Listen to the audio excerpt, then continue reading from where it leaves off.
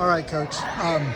Last night we played Wagon Mound. It was pretty much a blowout from the beginning. How do you keep the kids mentally involved in a game like that? Well, we try to just keep them thinking about basketball. So we did a little bit of a walkthrough, kind of still talked about some of the things that we need to do.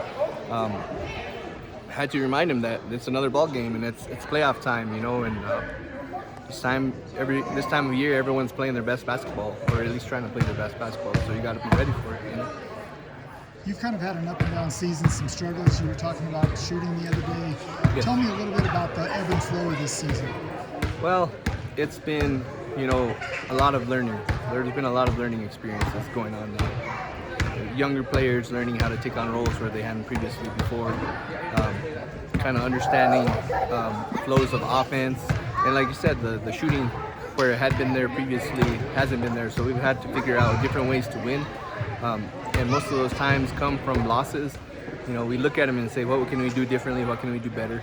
And try to correct them as best as possible. Talk about tonight's game against Roy. What did you expect coming into this game? Well, I expected something different from what we had saw during the regular season, and we saw that. They came out with a different man set, running a little differently. We're looking for some mismatches between our guards and our big and their big men to get some switches on some screens, and we struggled through it. So we had to change up to adapt to the flow of the game, and luckily for us, it worked for us, and managed to come out here with a win today. There's a couple of guys who they seem to get pretty emotional in their game.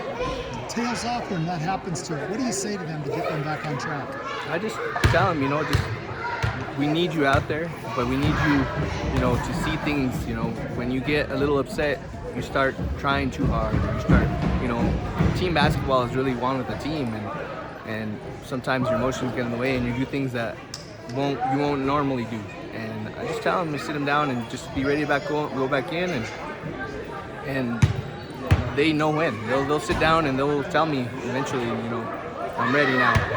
Whereas previously they weren't, and so we just try to give them that opportunity. And I try to tell them to stay with it. It's a frustration. We had a young man on the court and the ball wasn't falling for me. We had good looks. I said, stay with it. You just got to get the first one, and then they'll start to fall after that. And sure enough, he started to play a lot better. So. Talk about tomorrow night. Who do you play? What are you looking for? What's your game plan? Well, we got Springer tomorrow, which is a big in-district rival. It's always going to be fast-paced. They're going to put pressure. They're going to want to push the tempo. So we got to just stress, playing basketball at our pace. When we play at our pace, we can be dangerous.